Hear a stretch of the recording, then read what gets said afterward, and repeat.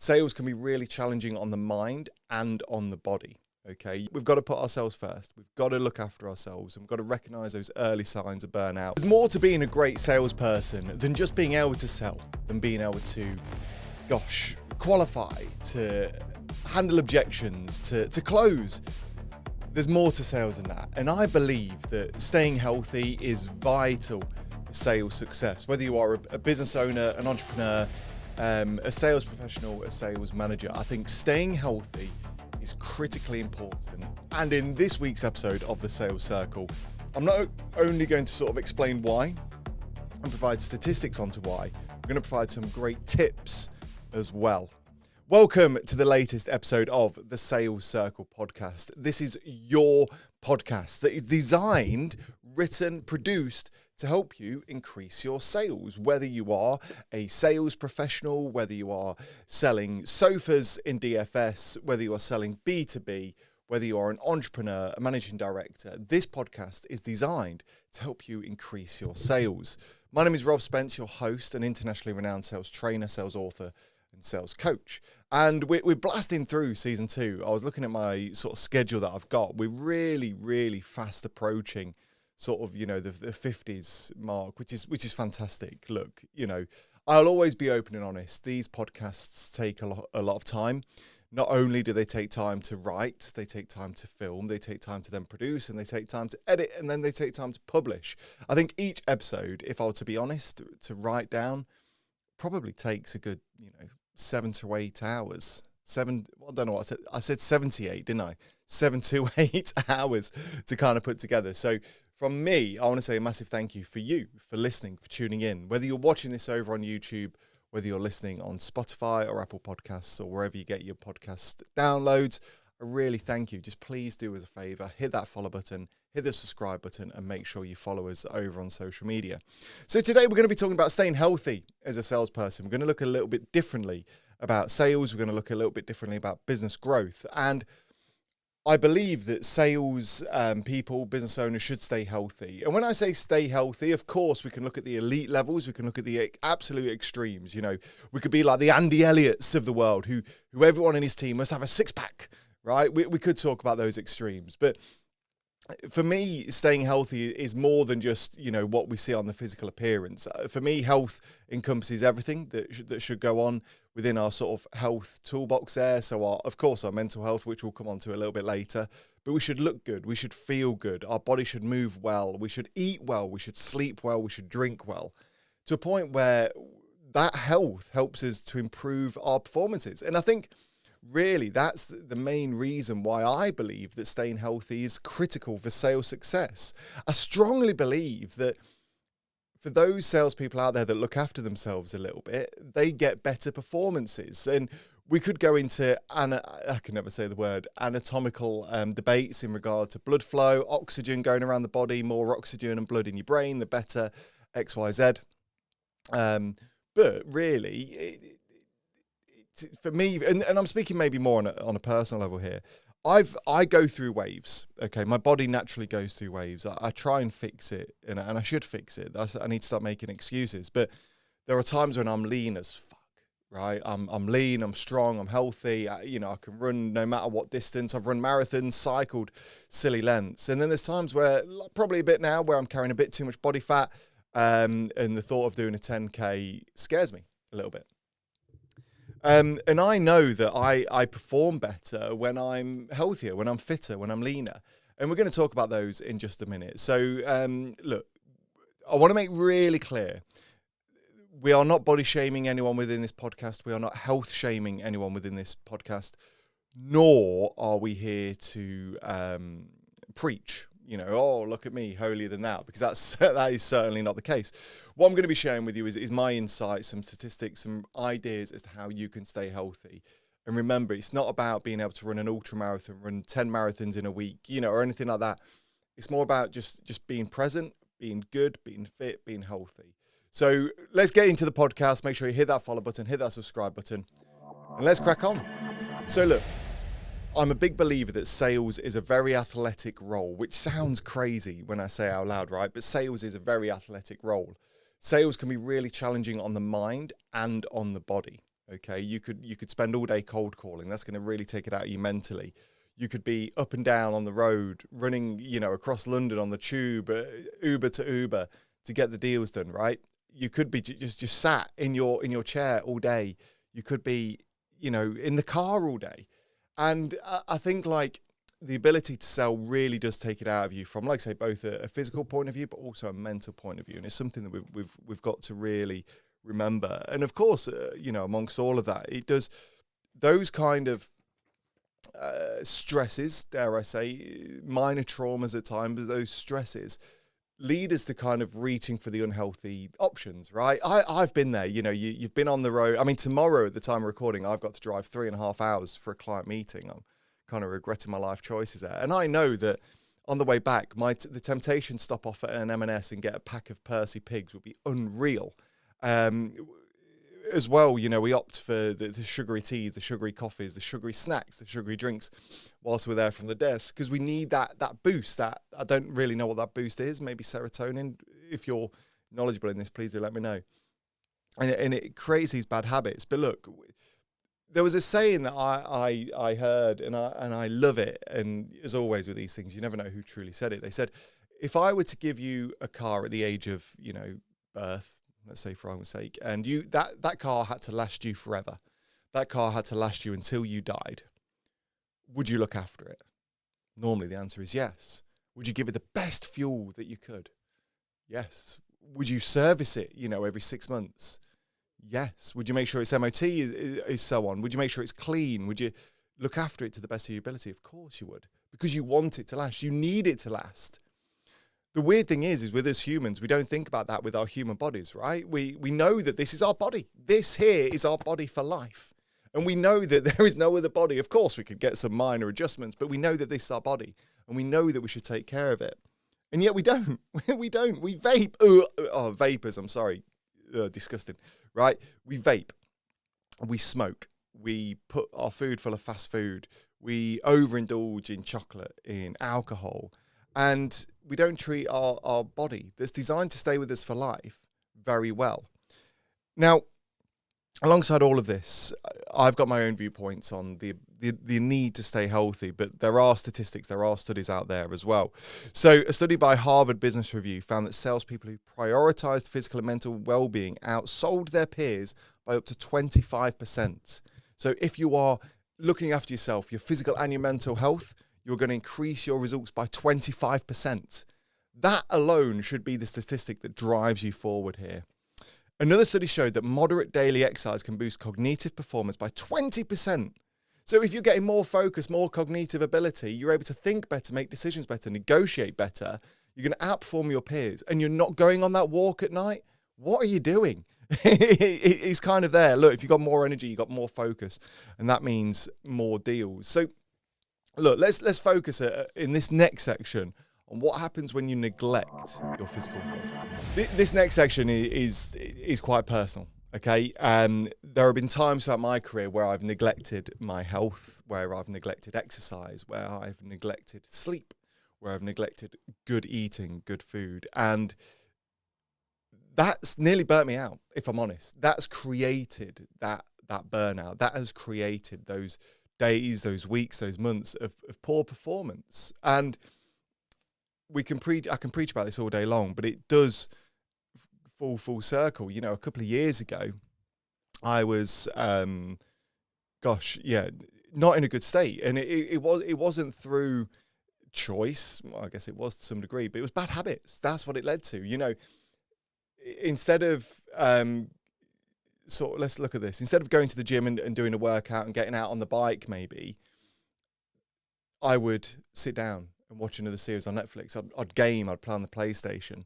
Instead of eating something healthy or eating loads of vitamins, minerals, I would just eat something cheap or affordable or accessible. I would work for stupid hours per day, 12, 14, 15-hour days. I would neglect sleep. I would not go to bed early, and I'd get up early again. I'd sometimes drink a lot. And when I say drink a lot, I want to make clear I wasn't an alcoholic. However, those habits, and I'm sure there's many of us out there, those habits of having a nightly glass of wine that somehow slipped into 2 glasses of wine, that on some occasion slipped into a bottle of wine, right? You know, those bad habits that then meant that the next day I'm having to drink loads and loads of caffeine and sugar to pick me up from the night before and then to help me wind down. I then have the alcohol the next night. And it became a cycle, right? And my sales performance wasn't good. You know, look, I couldn't pick up on buying signals. Making decisions around negotiations was tough. I kind of got lazy in my follow-up approach, and rejection sort of hit me harder, which then led me to then drink more wine or whatever. So you can kind of see that actually your sales performance, your business performance truly correlates to the exercise, the nutrition and the sleep and everything else that you have. So I'm going to share with you now some tips on staying healthy. Now, I want to make, once again, very, very clear within this podcast, I am not an expert in this, okay, in the slightest. I've got no degrees nor qualifications in exercise nor nutrition. I've got personal experience and I've spoken to personal trainers about this, which we'll come on to in a second. But let's look at some simple tips on how you can stay healthy as a salesperson. Now, I'm so much of a believer in this that I asked a good friend of mine, Ben, to write a chapter in one of my books, A Month to Improve Your Sales. I can't actually remember which chapter it's in, but I'm in such belief that your physical and mental health and your wellness and your well-being and your nutrition and everything else that comes along with it is vital for sales. That I actually asked my good friend Ben, who is a personal trainer, to write a chapter in this book. And as always, why can't I see it? Why staying healthy? So page 150 in A Month to Improve Your Sales, which is available on Amazon and all good charity shops, by the way. There's a whole chapter here on staying healthy. And Ben talks about some really good, useful hints and tips on how you too can stay healthy. But I'm going to share with you my own tips, okay? One thing I learned very early on, I heard a term, sitting down disease, okay? And we all suffer from it. Sitting down all day, every day, for long periods of times is very, very dangerous. And we fall into a monotony around sitting down all day. We think about your day. You wake up, you are lying down. You get up and you might go sit down and make yourself a coffee, right? You then get in your car and you drive to your office. When you're at your office, you're then sitting down for the majority of the day. Then you've got to go home. So you drive home. Then all of a sudden you get home, and what's one of the first things that you do? You sit down, maybe have tea, coffee, dinner, whatever. For some people, they then sit down for the rest of the evening. They binge that latest Netflix. They play online with their friends on the PlayStation or the Xbox. And then they go into bed and they lie down. Sitting down disease is massive. We sit down for like long periods of time, especially as salespeople. We could be at our desk sitting down, doing bits and bobs. We could be in the car driving to our next sales meeting or whatever. Sitting down disease is horrible. One of my biggest advice is just get up and move, okay? One of the things that Ben writes about in my book is he talks about finding an exercise that you enjoy and an exercise that is relevant to you. You can put yourself under pressure and say you're going to do the couch to 5K, that you're going to run this marathon, that you're going to go on this extreme bike ride, that you're going to walk 10,000 steps per day, whatever it is. As long as you find something that works for you and something that you enjoy, it's far better for you to go dance lessons twice a week or to go karate 3 times a week or, I don't know, I'm thinking on the spot here, or go to the gym, 4 times a week. As long as it's something that you enjoy, that's the critical thing. But the key thing is to move around. I'm a big advocate for standing up desks. I love standing up desks. I've been using standing up desks on and off, for 10 or 12 years, give or take, and I think standing up at your desk is critical. And once again, what we don't want to do is overwhelm or overpressure, just little bouts of time.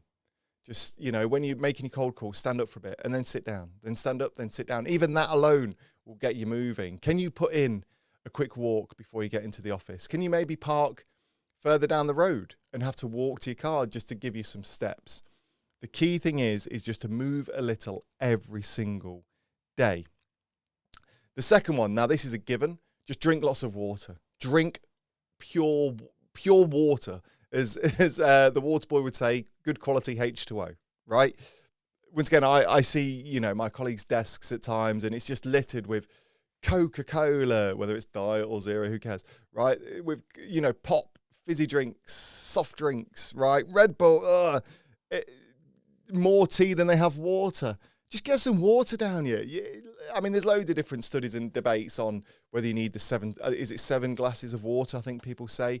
Just drink some water, for goodness sake. Sometimes you'll find that actually when we are hungry, we need water. When we are hungry, it's our body saying, look, just give me some hydration. You drink a pint of water, a glass of water, you're not hungry anymore, right? It's the same with tiredness and lethargy. You know, you drink some water and you're absolutely good to go. Your brain is the majority water, right?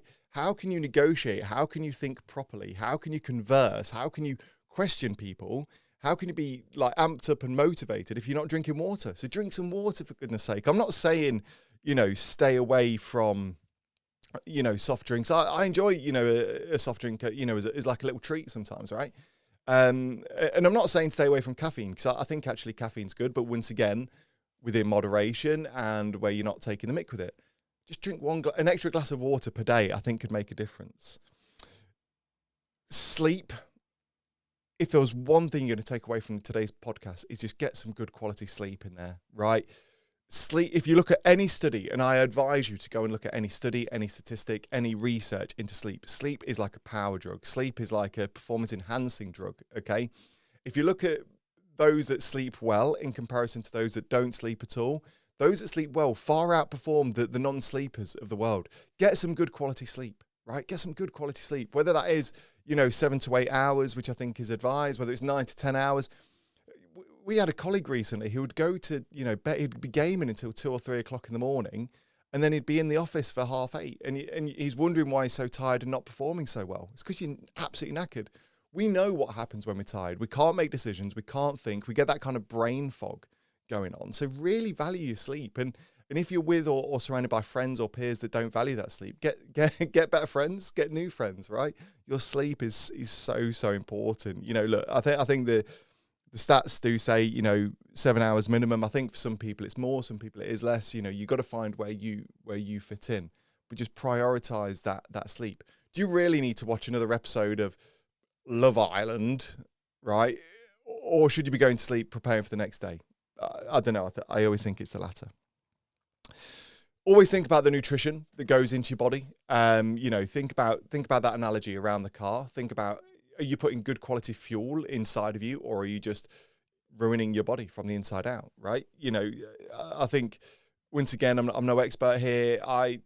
I'll be honest, I'm not sort of a fruit and vegetable fan, so I'm not going to sit here and be like, you must eat your fruit and vegetables. And even when I was running marathons and I was completely ripped and I was, cycling up and down the country, I wasn't necessarily eating fruit and vegetables. Probably the most fruity thing I ate was a banana, right? But just think about what you're putting into your body. If you're having a pot noodle for lunch, or a Rustler's burger for lunch, or if you're eating, not eating at all, like, think about the quality of the food that you're putting into your body and your system. Make sure you're getting that. I think with everything, balance comes into play, right? Same with alcohol. I think alcohol is good. I think alcohol is nice. Just don't be drinking every single day, and don't start drinking at 3 p.m. every single day. Once a week, twice a week is great. It's fantastic. And once again, as long as you're hydrating and not in excess. It's the same with sweets. Sweets, I think, are good. They're a great little pick-me-up. But you don't need to be eating sweets all the time, and you don't need to be sort of, once again, I look at some people's desks and I feel like I'm completely slagging off my team here, but it's just, all they've got is chocolate, biscuits, sweets. And I'm like, oh my gosh, ditch the sugar. Here's another tip, right? Here's something that I'm going to really implore you to do. Ditch the sugar, right? You do not need, I remember I was brought up in a tea household. And in that tea household, we're talking 2 or 3 sugars, right? And I put on a lot of weight. You can see the correlation there, right? I made a conscious effort to ditch the sugar, to get rid of the sugar. My goodness, once you train your tongue and your taste buds, sugar becomes sweet naturally without sugar. I kid you not, there is a sweetness within the milk, especially, if you have milk in there, right? That is lovely. And sometimes if I need like a little sweet pick-me-up, if it's not too major, I'll just have a milky tea, and that's sweet enough. But actually, if I need like a big pick-me-up, just put 1 spoon of sugar in, and my gosh, 1 sugar tea becomes like a sweet treat, right? But there's some people who have 2, 3, 4, 5 sugars in their tea, and they have 6 or 7 of those per day. Ditch the sugar. Your body will thank you, your mind will thank you, your weight will thank you, and you'll perform so much better. And of course, look, I'm always concerned about the word mental health within the world right now. I think we jump to mental health too quick, too soon, and sort of hide behind mental health. But we've got to put ourselves first. We've got to look after ourselves, and we've got to recognize those early signs of burnout and look when it's time. And sorry, beg pardon. Be aware for when it's time that we need to kind of put the anchors up and chill out for a little bit, right? We've got to put our mental health out there. So just take some breaks. So look, overall, my advice is eat and drink everything in moderation, exercise even just a tiny bit more, and just be aware that your body is meant to last you for your whole life, for your whole entire life. So look after it. No difference you would your car or your house. If you had to live in the same house, you'd look after it, right? No matter what you've got, you would look after something. So why not your body? And, just to kind of reiterate the point why we're talking about this today, there are statistics that prove that if you look after your health, you look after your well-being, you'll perform better. What were the stats earlier? Harvard Business Review, so not even a small publication, said that salespeople who prioritized physical and mental well-being outsold their peers by 25%. Another study went on to say that moderate daily exercise can boost cognitive performance by 20%. So look, prove me wrong. Prove me wrong. What I want you to do for the next sort of, let's give it a chance, 4 weeks. I want you to up your daily walking by 20%. Okay, whatever you're doing now, just up it by 20%. Cut out the sugar and just get an extra hour sleep per night, right? We're talking marginal gains there, aren't we? Right? We're talking marginal gains. Just an increase in steps by 20%. Decrease your sugar intake. And okay, an extra hour of sleep per night and just 1 glass of water extra to what you're drinking now per day. Give that 4 weeks, and I've no doubt, and please do write in, I've no doubt you're going to outperform yourself in no time at all. Just before we do go on, a cheeky plug for our partner on the Sales Circle podcast. We are proud to be partnered with Monday.com CRM. If you're looking for an intuitive, fantastic CRM system that's easy to use, intuitive, with great automation and AI capabilities, and doesn't take up hours upon hours of admin, then Monday.com CRM is for you. As a thank you for listening to the podcast, if you click the link below, it'll be somewhere in the show notes. You'll get some free access and some extra free goodies. Make sure you click that link, copy it into your browser, and make use of it. I have no doubt whether you're a business owner, whether you've got 10 staff, whether you've got 1 member of staff, whether you are a solopreneur, that Monday.com CRM will be the right option for you to keep a hold of all of your transactions with your customers, understand your sales pipeline, and will help you to forecast. Hit the link below and get your free access now. So we're slightly overrunning a little bit, so we're going to jump in some listeners' questions. Now, every week we ask you to send in your questions and I collate them for a relevant episode coming up. And this one, we've got 3 today, which is fantastic. Jake goes on to ask, what's the easiest habit to start if I'm crazy busy? Okay, Jake, can I give you 2? Number 1, just drink more water, right? Like I said earlier, just drink 1 more glass of water per day, right? It's going to take no time at all, right? Even if you have to force it down you, just get an extra glass of water. Make sure, here's my big tip with that, just make sure your pee is running just a little bit sort of more translucent than clear, and you know that you're drinking enough water. My second one is stand up a little bit more. Of course, you can go out and get a stand-up desk, but if you wish, just what I used to do when I couldn't afford a stand-up desk was build one myself. Piles of boxes, and I was absolutely fine.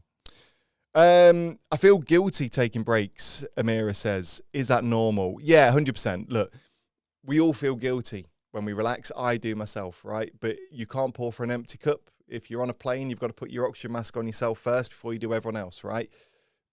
Try and reframe it and think about what that break is going to give you. Breaks aren't designed to make you lazy. Breaks are designed to get you ready to go again, right? So don't worry too much about it. There's a reason why there are pit stops in the Formula One, right? People need breaks. People need to get readjusted, reset, and go off again. So Amira, please don't feel guilty. I've been there. I do fully get it. Ben, another Ben. I don't think the Ben that wrote in the book. Ben says, does exercise actually help with selling? Absolutely, Ben. We've shared some statistics. What was it? You're going to outperform people by 25%. It will boost your memory, your resilience, your positivity, all the traits that you're going to need to help you navigate tough deals. So invest in yourself, invest in your exercise, invest in your health, invest in your well-being. And I've no doubt, and please do prove me wrong, that you'll see your sales increase. If you've got any burning questions that you want to know, any questions that you want to ask, anything that you want to talk about when it comes to sales or business growth, let me know. You can email in thesalescircleofficial@gmail.com. You can find me on LinkedIn. My name is Rob Spence, or find us on social media, drop us a comment, send us a message, and I'll read out your questions in due course. So finally, before we wrap up, my book recommendation of the way, not of the week, I should say. My book recommendation this week isn't necessarily a sales book, but it's very relevant to what we're talking about today. Now, this may seem a bit in depth, this may seem a bit crazy, but it's a great book. I've got the fitness instructor's handbook, believe it or not. There was a period where I wanted to be a personal trainer. So I invested and I was going through some courses and so on. The fitness instructor's handbook. Look, I mean, my copy is quite old. There are some revised copies, which I'll make sure I'll drop a comment to the link below. Now, although some of it is quite in depth and is quite sort of, I mean, do you really need to know about how the heart works and how the valves work and everything else in between? Maybe not, but would it help you to understand how oxygen allows us to move and think? And would it help you to understand what movements do and what exercises to achieve to support certain bodies? And, you know, when you're suffering with that lower back pain, would it help you to know what exercise you can do to alleviate that lower back pain? Probably yes.